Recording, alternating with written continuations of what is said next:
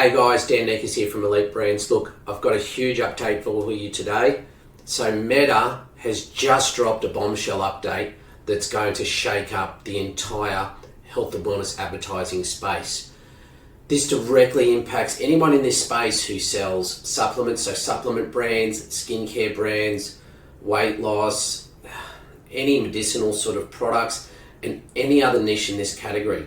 So starting mid-January 2025, likely between about the 10th and the 20th, you won't be able to optimize for bottom of funnel events like purchases or leads if your brand is classified as health and wellness. So let's break it down. So today's the 17th of January here in Australia, and that's why I'm recording this, so you're on top of it. So what are bottom of funnel events? So your bottom of funnel events, in simple terms, these are your high value actions like your purchases or your lead submissions. So Meta's new rules mean that if you're in a health and wellness brand, you're going to be restricted to optimizing for upper funnel metrics, which is going to be very hard. And those metrics are like view content, engagement, and reach. So we can forget about purchase or lead or add to cart or initiate checkout optimization.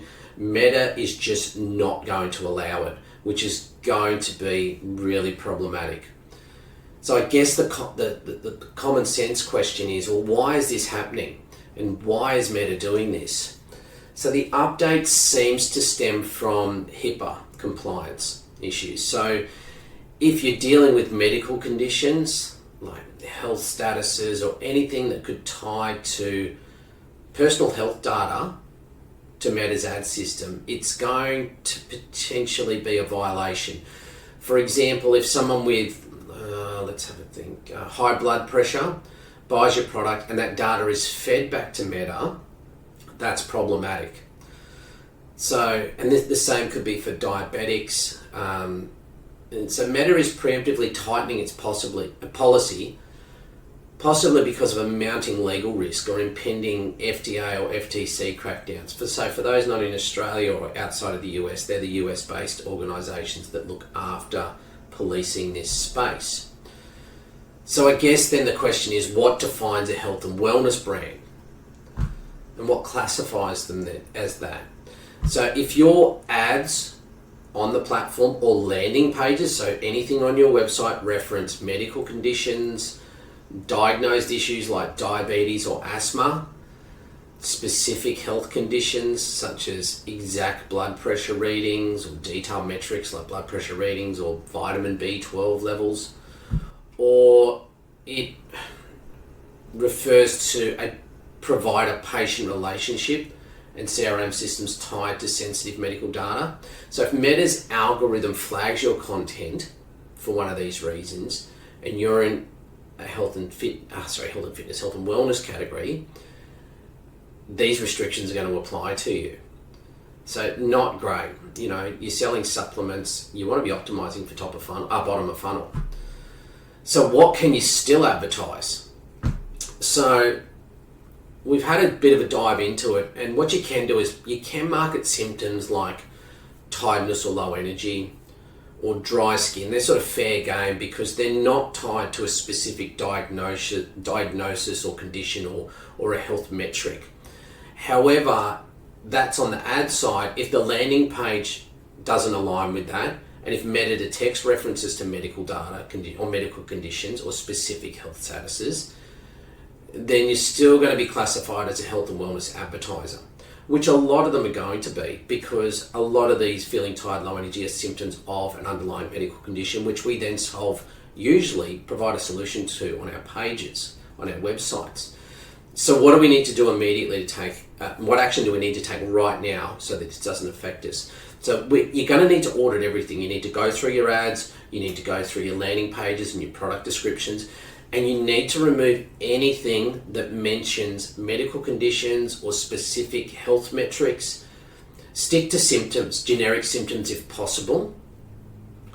And if you need to, contact Meta support if you haven't been notified about being classified as health and wellness. You should have already received a notification if you're in that industry. And what you should do is just reach out and confirm your status now so you're not caught off guard later. You really, really, really need to adjust your strategy if you can't avoid these restrictions. So pivot to engagement or video views campaign. We can look at driving traffic to a landing page or webinar where you can collect emails and build your list. As we always talk about, you own your list and you can talk to them how you like.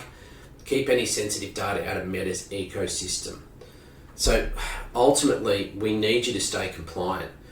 Be cautious about claims. The FTC and FDA are watching closely.